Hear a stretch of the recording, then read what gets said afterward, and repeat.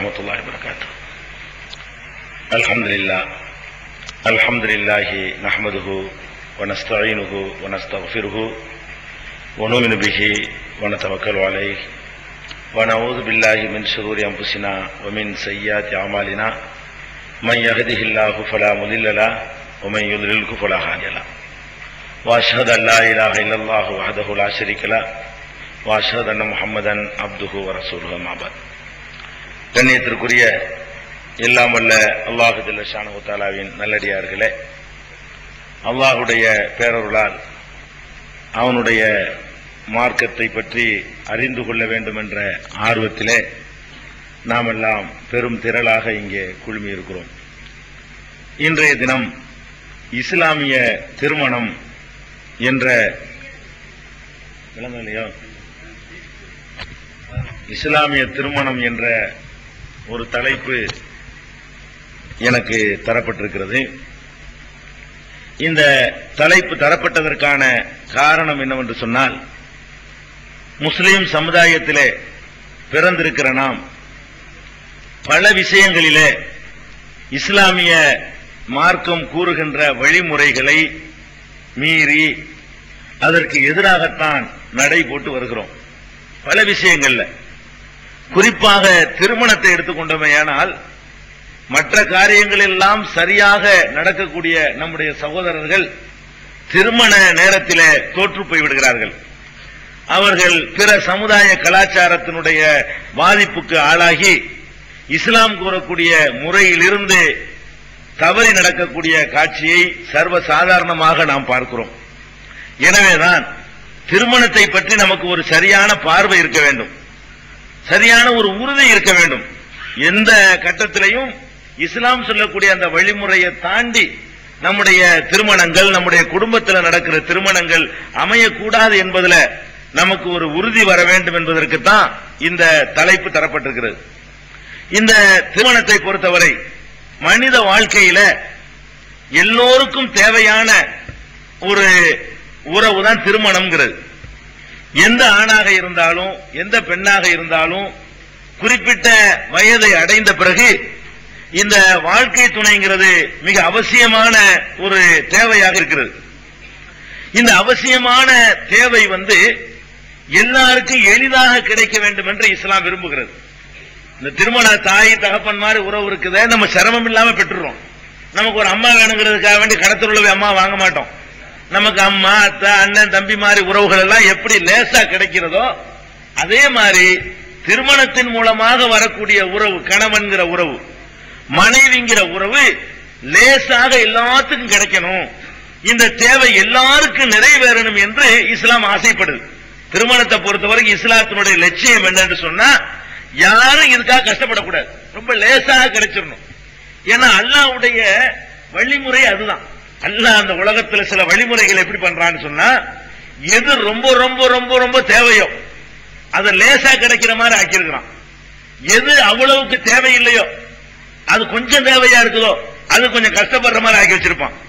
எது ரொம்ப அறவே தேவையில்லையோ அது ரொம்ப விலை கொடுத்து வாங்குற மாதிரி அமைச்சு வச்சிருப்பான்.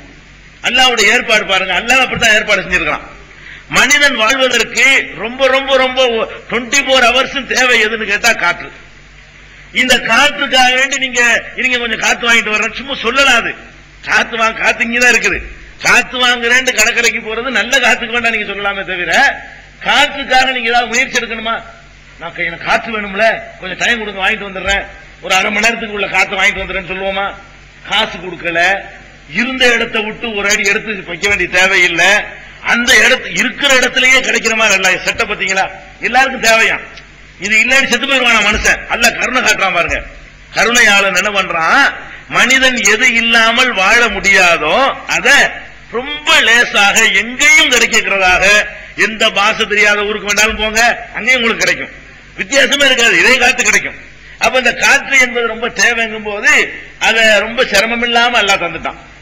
அடுத்த மனிதன் வாழ்வதற்கு ரொம்ப முக்கியமான தேவை தண்ணீர். அதை அல்லாஹ் என்ன செய்யறான்னா, பெரிய சிரமம் இல்ல, சின்ன ஒரு சிரமப்பட்டு என்ன செய்யலாம், தண்ணீரை அடைஞ்சிடலாம். மினரல் வாட்டர் வாங்குறதுக்கு தான் காசு செலவழிக்கணுமே தவிர, ஏதோ ஒரு தண்ணியை குடிச்சு உயிரை காப்பாத்திக்கிறதுக்கு எங்கேயும் போய் தண்ணி கிடைச்சிடும். மண்ணை தோண்டினா கிடைக்கும், குழாய்க்கு கிடைக்கும், எங்க வேணாலும் கிடைக்கும். ஒண்ணும் இல்லாம உசுர காப்பாத்துற நேரம் தான் கடல் தனியா அள்ளி குடிச்சிட்டு போயிடலாம், ஒரு குளத்து தனியாக குடிச்சிட்டு போயிடலாம். அப்ப அல்லாஹ் என்ன அதுக்குமே நம்ம காசு கொடுத்து வாங்க வேண்டியது இல்லை. நமக்கு அந்த கிருமி அதெல்லாம் இருக்கக்கூடாது, டேஸ்டா இருக்கணுங்கிறதுக்காக வேண்டுமானால் காசு கொடுத்து தண்ணி வாங்குற மாதிரி நம்ம ஏற்பாடு பண்ணிக்கிட்டோம். இந்த காலத்துல பொதுவா தண்ணிங்கிறது எல்லாம் அப்படித்தான் அமைச்சு வச்சிருக்கிறான். அதுக்கு அடுத்த தேவை உணவு. உணவுங்கிறது பாருங்க, ஒருவேளை உணவுக்கு 7000 ரூபாய் டிவி வாங்குற காசு வந்தா வாழ முடியுமா? நம்ம ஒருவேளை உணவு ஃபுல் சாப்பிட 10 ரூபாய்க்கு எல்லாம் தர்றான். ஒரு நாள் நம்ம உழைக்கிற உழைப்புல எல்லாரும் சாப்பிட்டு விட்டு மிச்சப்படுத்த வேற விஷயத்துல வாங்குறோம். அது அல்லாஹ் கிடைக்கிற மாதிரி செஞ்சிருக்கிறான். நம்ம நாக்கு தடிச்சு போனா வேண்டுமானால் ஒருவேளை உணவுக்கு 300 ரூபாய் செலவழிக்கலாமே தவிர வாழ்வதற்கு ஒருத்தன் 10 ரூபாய் வச்சு வாழ முடியும், உசுரை காப்பாத்திக்கிற முடியும். அந்த அளவுக்கு அந்த உணவுகள் எல்லாம் இணைஞ்சிருக்கிறான். வாழ்வதற்கு தேவையானது ரொம்ப எளிமையான முறையில அல்லாஹ் அமைச்சு வச்சு தந்திருக்கிறான். அப்ப இப்படித்தான் திருமணமும் லேசா இருக்கணும்னு இஸ்லாம் எதிர்பார்க்குது. திருமணங்கிறது மனுஷனுடைய அவசியமான தேவையா இருக்கிறதுனால அதுக்காக வேண்டி யாரும் கஷ்டப்பட்டுற கூடாது, அந்த உறவு யாருக்கும் கிடைக்காம இருக்கக்கூடாது, அந்த உறவுக்காக வேண்டி நிறைய பாவங்களை செஞ்சிடக்கூடாது, நிறைய ஹராம்கள்ல ஈடுபட்டக்கூடாது. அப்படிங்கிறதுக்காக இஸ்லாம் என்ன பண்ணுதுன்னு கேட்டா, திருமணத்திற்கு ரொம்ப சில சரத்துகளை, சில விதிமுறைகளை உண்டாக்கி உலகத்துக்கு தருது. ஏன் தருதுன்னு கேட்டா, திருமணத்தை இன்னைக்கு எதுக்குன்னு கேட்டா 2 நோக்கத்துக்கு தான் திருமணம் பண்றது. ஒண்ணு, சந்தோஷமா தாம்பத்தியத்தில் ஈடுபடுறது ஒரு நோக்கம். 2வது, நமக்கு பெயர் சொல்வதற்கு சந்ததிகளை உருவாக்கி கொள்வது இன்னொரு நோக்கம். நம்ம சந்தோஷமா இருக்கிறது ஒரு நோக்கம், அந்த சந்தோஷத்தின் பலனாக சந்ததிகளை பெருக்கிக் கொள்வது இன்னொரு நோக்கம். இந்த 2க்கு தான் கல்யாணம் பண்றாங்க. ஆனா திருமண நேரத்தில் இதுக்குத்தான் திருமணம் நடத்தணுங்கிற எல்லாரும் மறந்துடுறான். திருமணத்தை எதுக்கு பயன்படுத்தலாம் தெரியுமா? இன்றைய சமூகத்தில் திருமணம் எதுக்குன்னு கேட்டா, ஒருவனுடைய ஸ்டேட்டஸ உலகத்துக்கு சொல்றதுக்கு திருமணம். உங்களை பலிகடா வச்சு உங்க அத்தா என்ன பண்ணுவார், உங்க தகப்பனாரு அவருடைய அந்த பெருமை காட்ட நினைக்குவாரு. என் மகனுக்கு எப்படி திருமணம் பண்ற பாரு, எப்படிப்பட்டவன் பாரு, உலகமாக கஞ்சனா இருப்பான். அந்த திருமணத்தில் என்ன செய்வான்னு கேட்டா, என்கிட்ட எவ்வளவு இருக்குன்னு காட்ட ஆசைப்படுவான். அதுக்காக வேண்டி என்ன செய்வான், போட்டி போடுவான். அடுத்தவன் திருமணத்தை பார்ப்பான், இந்த ஊர்ல எப்படி இந்த பையெல்லாம் பண்ணிருக்கான், நான் என்ன லேசப்பட்டவனா அப்படின்னு சொல்லி என்ன பண்றான், திருமணத்திற்காக வேண்டி தன்னுடைய காசையெல்லாம் அள்ளி கஞ்ச அவன் இறக்குவான். பந்தலுக்கு கோடிக்கணக்கில் செலவு பண்ணுவான், கச்சேரி செலவு பண்ணுவான், ஆடல் பாடல் கூத்துகளுக்கு செலவு பண்ணுவான். ரொம்ப கஷ்டமாக்கி காட்டக்கூடிய அவ்வளவு காரியத்தையும் செய்வான். அவனை பொறுத்தவரைக்கும் திருமணம்ங்கிறது அவனுடைய கௌரவத்தை, அவனுடைய பெருமையை உலகத்துக்கு சொல்வதற்கு உரிய ஒரு சாதனம், அவ்வளவுதான். திருமண மகன் சந்தோஷமா இருக்கணும், மருமக சந்தோஷமா இருக்கணும், அவங்களுக்கு ஒரு வாழ்க்கை தேவைன்னு நினைக்கிறது இல்லை. அதை இவனுடைய கௌரவத்தை காட்டுறதுக்கு உரியதாக நினைச்சிடறான். இன்னும் சொல்ல போனா 5 வேளை தொழக்கூடியவர், 7 சில்லா தப்லீக்ல போனவர், ரொம்ப எல்லாத்துலயும் ரொம்ப கரெக்டா இருக்கிறவர், தௌஹீத் பேசுறவர், எல்லாத்துலயும் எந்த துறை எடுத்துக்கிறீங்களேன், எல்லாருமே இந்த திருமண நேரத்துல மாத்திரம் அல்லாஹ் மறந்துடுறான். திருமண நேரத்துல தான் இவனுக்கு சாதிலாம் யாவும் வரும், குளம்லாம் யாவும் வரும், கோத்திரம்லாம் யாவும் வரும். இந்த கோத்திரமா, இது நமக்கு சரி வராத, இது அந்த மறைக்காரா, இது லெப்பையா, இது ராவுத்தரா, எல்லாம் யாவத்துக்கணும். எப்ப ஒரு மற்ற நேரத்துல டீ வாங்கி கொண்டா குடிப்பான், ஒரு இடத்துல போட்டு சாப்பிடுவான். அப்போலாம் எந்த யாவும் வராது. இந்த பொருளாதார வித்தியாசத்துல இருந்து, எந்த ஊர்லங்கிறதுல இருந்து, என்ன கோத்திரம்ங்கிறதுல இருந்து எல்லா இளவும் யாபத்துக்கு வரக்கூடாது. எல்லாமே எப்பதான் யாபத்துக்கு வரும், ஒரு திருமண நேரத்துல தான் இவனுக்கு நினைவுக்கு வரக்கூடிய காட்சியை பார்க்கிறோம். அதுக்கு தான் இஸ்லாம் என்ன பண்ணுதுன்னு கேட்டா, சில பேசிக்கான சில செய்திகள் நமக்கு சொல்லித் தருது. முதலாவது, நீங்கள் திருமணம் செய்வதாக இருந்தால் முதல் கண்டிஷன், உலகத்தில் எவனும் சொல்லாத கண்டிஷன், திருமணங்கிறது குறைஞ்ச, மிக குறைஞ்ச, அதை விட மிக குறைஞ்ச செலவுல செய்யப்படணும். First condition. பொருளாதாரம் என்பது எல்லாருக்கும் ஒரே மாதிரியா இருக்காது. ஒரு நாளைக்கு 10 ரூபாய் சம்பாதித்து 10 ரூபாயும் செலவு செய்யக்கூடியவர்கள் இந்த நாட்டில் இருக்கிறார்கள். அவன் திருமணத்திற்கு ஒரு அடிஷனல் அவனுக்கு செலவு செய்ய முடியாது. அப்படிப்பட்ட ஜீவன்கள் இந்த நாட்டில் இருந்துகிட்டு தான் இருக்கிறாங்க, இல்லன்னு நீங்க சொல்ல முடியாது. அப்ப அவனெல்லாம் திருமணம் நடத்தணும்னு சொன்னா அவனும் கூட கஷ்டம் இல்லாம திருமணத்தை நடத்தணும்.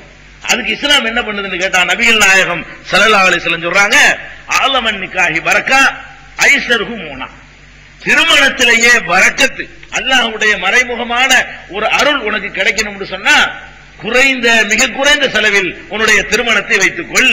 அப்ப திருமணத்துக்கு ஒரு பெரிய பட்ஜெட் போடக்கூடாது. திருமணத்திற்காக வேண்டி ஒருவன் தன்னுடைய ஒரு சந்தோஷமான வாழ்க்கை பெறுவதற்காக வேண்டி ஒருவனோ ஒருத்தியோ 25 வருஷமெல்லாம் உழைக்க கூடாது, சேர்க்க கூடாது. ஒரு சாதாரண ஒரு கல்யாணம் ஒப்பந்தம் பண்றதுக்காக வேண்டி பொம்பளை பிள்ளை பிறந்தவனே உழைக்க ஆரம்பிக்கிறான்.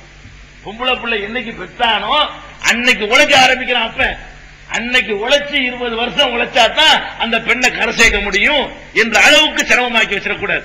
ஒரு ஆம்பளைக்கு அப்படித்தான். திருமணத்தை சொல்லிக் கொண்டு அவன் ரொம்ப கஷ்டப்படக்கூடாது. திருமணம் நான் இந்த பண்ணிட்டு கடையில போய் ஒரு டீ குடிச்சிட்டு வர்ற மாதிரி லேசா இருக்கணும். நான் சிரிக்கிறதுக்கு சொல்லல.